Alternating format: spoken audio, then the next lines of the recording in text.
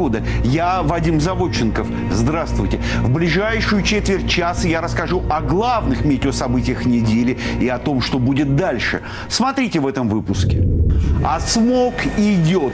Накроет ли Москву дым тверских пожаров? И как ураган из Карибского моря поможет России победить жару?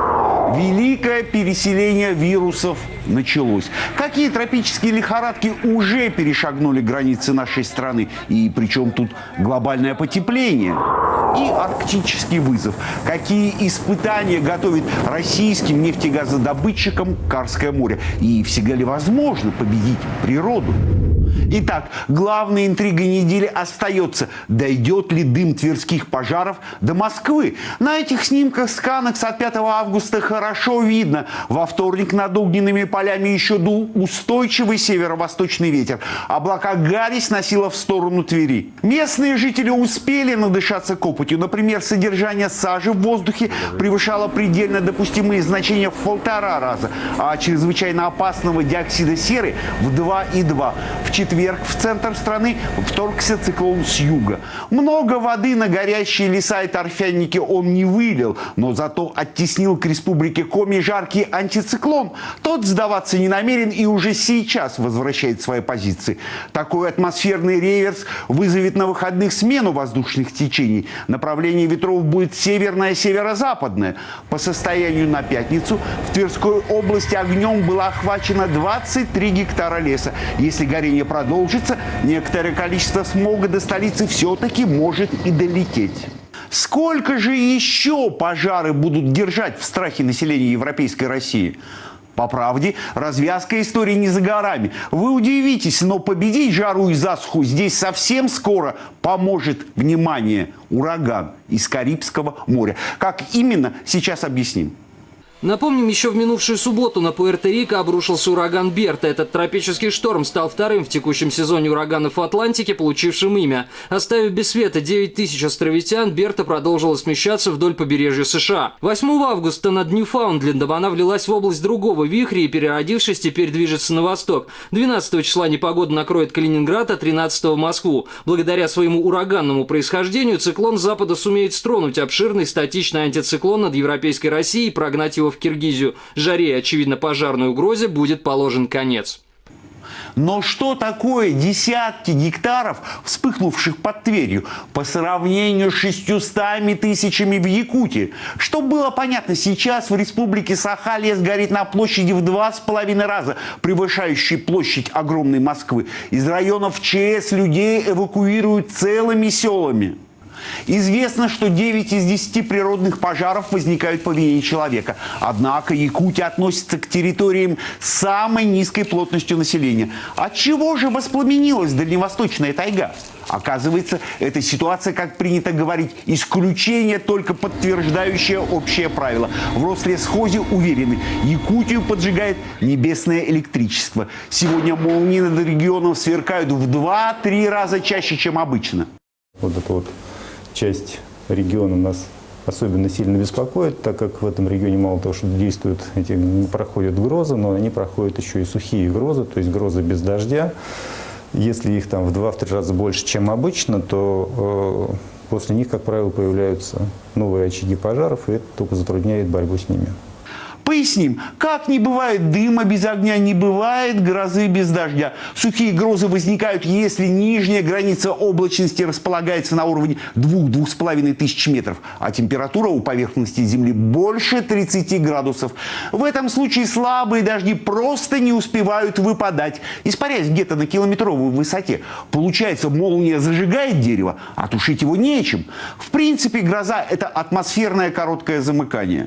Молнии появляются, когда электрический заряд тучи достаточный, чтобы пробить слой диэлектрика – воздуха. Такой потенциал может накопиться в облачном слое толщиной не менее 8 километров. Вдумайтесь, 2 диаметра Московского Садового кольца.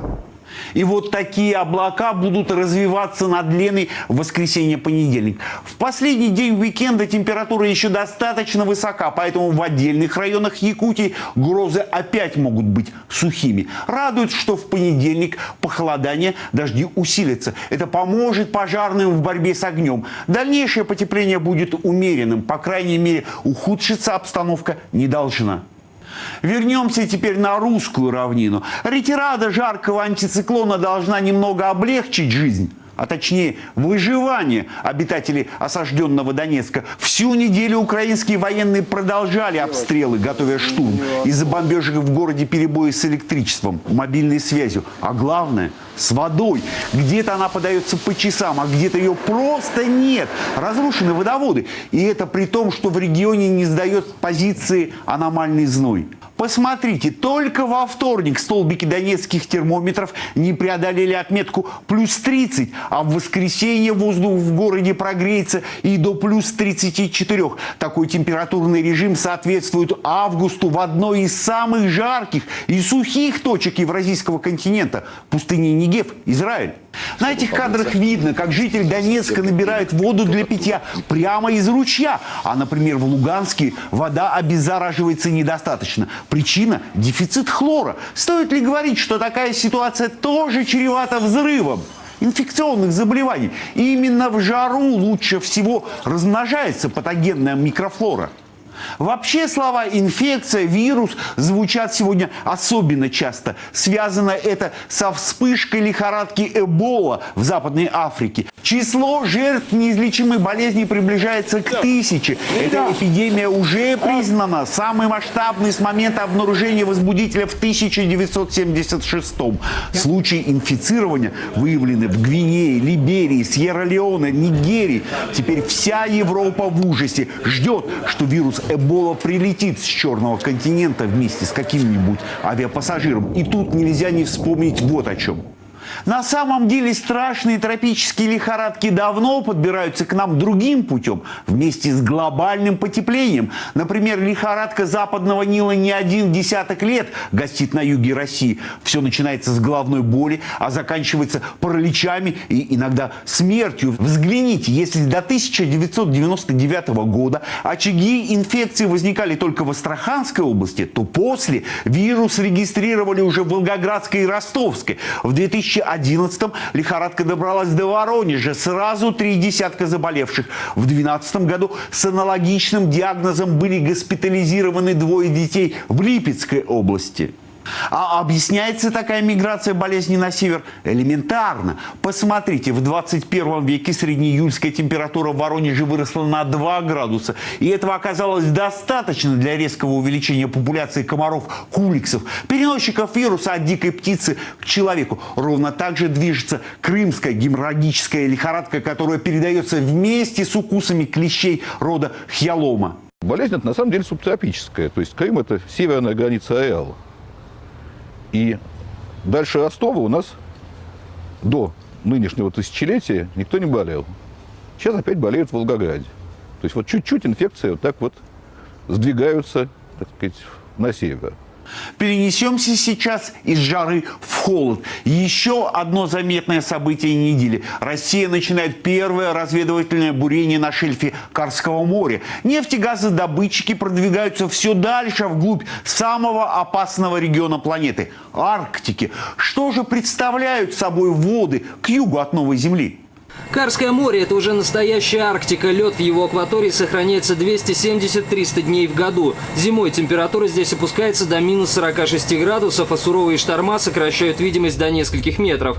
Оценочно извлекаемые ресурсы одной только нефти на приновоземельских участках Карского моря составляют 6 миллиардов тонн. Это в 10 раз больше, чем добывает за год вся Саудовская Аравия. И единственным хозяином в этих местах остается белый медведь. До сих пор климат, гидрология и геология северных морей мало изучены. И чем больше мы узнаем, тем отчетливее понимание: за богатство Арктики нам придется побороться с матушкой природой. Например, недавно наша программа рассказывала о сенсационной находке на Ямале. Там в земле обнаружили воронку столь громадную, что в нее легко сядет вертолет Ми-8. Предположительно, мерзлый грунт выбило в результате выброса газа. Оказывается, подобные процессы происходят происходит и на дне Карского моря. Только диаметр воронок может достигать километра. Известны случаи гибели судов и платформ после таких выхлопов. Пока ученые выявили единственную закономерность. Подводные взрывы газа происходят в местах, где море аномально перегрето. Но Арктика коварна. Такие явления, они могут проявляться после того, как инфраструктура была уже построена. Вот в чем их опасность. И поэтому необходим мониторинг постоянный вдоль трубопроводов и непосредственно на самих промыслах. Другая сложность связана с ледовым режимом. Круглый год в Карском море находятся дрейфующие льды. Вашему вниманию данные спутникового мониторинга. Посмотрите, даже сейчас, вперед чистой воды, близ новой земли сохраняется лед наивысшей степени сплоченности – 7-10 баллов. Течением такие глыбы может сносить на участки предполагаемого бурения. Нередко от новоземельских ледников откалываются и целые айсберги. Вот какие махины появляются в Карском море в августе-сентябре. На этом снимке айсберг 250 метров в поперечнике. Это больше длины палубы вертолетоносцев «Мистраль», которые строят для нас французы. Встреча с такой плавучей горой не сулит ничего хорошего ни нефтяному танкеру, ни платформе. Впрочем, наш ледокольный флот уже имеет опыт борьбы с айсбергами. Оказывается, их можно попросту буксировать подальше от платформ. Причем это не требует никаких высоких технологий. Достаточно крепких канатов и крюков. 10 лет назад соответствующие эксперименты проходили на штокмановском месторождении «Газпрома» в Баренцевом море. Айсберги весом около 200 тонн. Столько же для сравнения весит статуя Свободы. Отводили на расстояние 1-2 километров. А вообще, таким образом можно буксировать глыбы до 900 тонн. Несомненно, Арктика и дальше будет предлагать нам серьезные вызовы. Но эта игра стоит свеч. Ну и напоследок, в ночь с 10 на 11 августа россияне смогут наблюдать редкое астрономическое явление, называемое суперлунием. Суть его заключается в следующем. Со школы мы знаем, что Луна обращается вокруг Земли по эллиптической орбите, поэтому расстояние между ними варьируется от 357 до 406 тысяч километров. В ночь на понедельник Луна подойдет к Земле как раз максимально близко. Настоящее суперлуние обязательно совпадает с полнолунием либо новолунием, что позволяет рассмотреть лунный диск целиком и в мельчайших подробностях. Ученые НАСА даже не поленились посчитать, в такие моменты единственный спутник нашей планеты выглядит на 14% больше и на целых 30% ярче. Сегодня много пишут о влиянии суперлуния на земные процессы. Якобы, находясь в точке перигея, Луна провоцирует катастрофы, извержение вулканов, землетрясения. Кстати, сам автор термина «суперлуния», американский астролог Ричард Нолле, считал, что именно оно погубило «Титаник». Согласно его теории, мощнейшая приливная волна сорвала с мели роковой айсберг. Однако геофизики все это называют фантастикой. Можно сказать, что нет доказанной связи между сближениями Луны и Земли и какими-то катастрофическими последствиями. Добавим, грядущее суперлуние станет предпоследним в этом году. Последнее будет 9 сентября, так что еще раз проверьте зарядку фотоаппарата. У меня на этом все. Не забывайте присылать видео с необычными природными явлениями в нашу рубрику «Мобильный репортер». И наслаждайтесь погодой. До свидания.